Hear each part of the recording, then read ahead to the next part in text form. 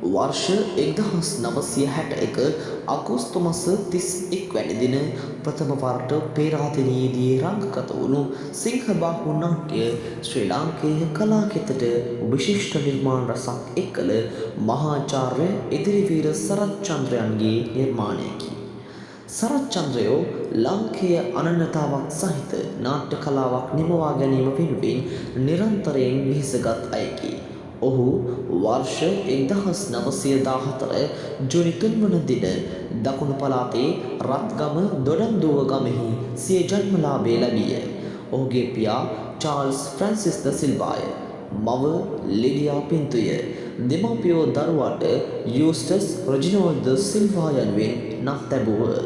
පියා තැපැල් ස්ථානාධිපතිවරයෙකු ලෙස විවිධ පළාත් වෙත ස්ථාන මාරු ලද හේයින් කුඩා කළ පාසල් කිහිපයකම අධ්‍යාපනය හදාරන්නට විය. ගාල්ල සවුත්ලන්ඩ් විද්‍යාලය, ගාල්ල රිච්මන්ඩ් විද්‍යාලය, ගාල්ල ශාන්ත ඇලෝසියස් විද්‍යාලය, පානදොරේ ශාන්ත ජෝන් විද්‍යාලය, ගල්කිස්ස සම තෝමස් විද්‍යාලය යනාදී වශයෙන් පාසල් අධ්‍යාපනයෙන් අනතුරුව එවක කොළඹ යුනිවර්සිටි කොලීජියට ඇතුළු වූ රෙජිනෝල්ඩ් තරුණයා 1936 දී සරසවියෙන් පිට වූයේ ගෞරව උපාධියක් සහිතවය. ඉංග්‍රීසි භාෂාවෙහිද නිපුණ වූ හිතෙම සිලෝන් ඩේලි නිවුස් පුවත්පතට එක් විය. වර්ෂ 1939 දී රවීන්ද්‍රනාත් ටාගෝර්ගේ ශාන්තිනිකේතන සරසවිය වෙත ගියේ ಭಾರತೀಯ දර්ශනය සහ සංගීතය ආදී නොයෙක් විෂයන් හදාරා නැවත මව්බිමට පැමිණියේය.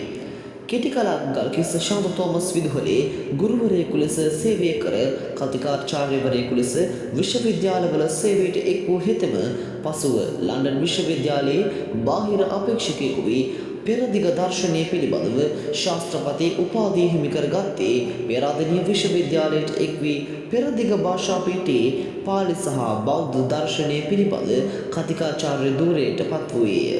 මෙකල තමා ජන්මයෙන් ලැබ සිටි විදේශීය ඌර්වයේ නම වෙනුවට වැලිතන්ත්‍රගේ ඉදිරිවීර සරච්චන්ද්‍රයන් නම් භාවිතයට ගත් එතුමා එවකට පුවත්පත් සඳහා සරච්චන්ද්‍ර නමින් ලිපි සම්පාදනයේ යෙදුණේය.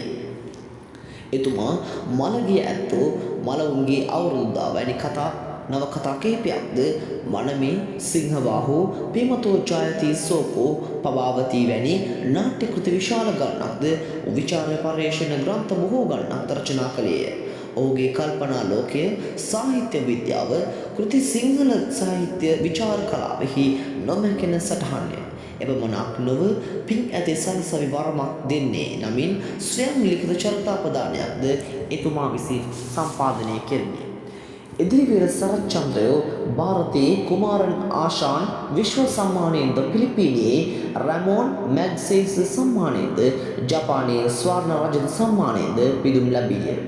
ඉකුත් ශතවර්ෂ ආරම්භයේ මෙරට ප්‍රචලිතව පැවති ටීටර්, ටවර් හෝල්, මිනර්වා වැනි නාට්‍යවලින් වෙනස්ව ශ්‍රී ලාංකේය අන්‍යතාවක් සහිත නාට්‍ය සම්ප්‍රදායක් ගොඩනැගීම වෙනුවෙන් පර්යේෂණ කළ එතුමා ඒ වෙනුවෙන් ගම්නියන් ගම්හි සැරිසරා අප පැරණි තොවිල් පවිල් අභිචාර විධි නාඩගම් කෝලම් ආදී සංස්කෘතිකාංග අධ්‍යයනය කළේය. එමෙන්ම ජපානය ආදී ආසියාකරයේ රටවල් වල නාට්‍ය සම්ප්‍රදායන් හැදෑරුවේය. එහි ප්‍රතිඵලයක් ලෙස බිහි වූ නාට්‍ය අතර සිංහබාහු නාට්‍ය මුල් තැන්ලහිලා සැලකිය හැකිය.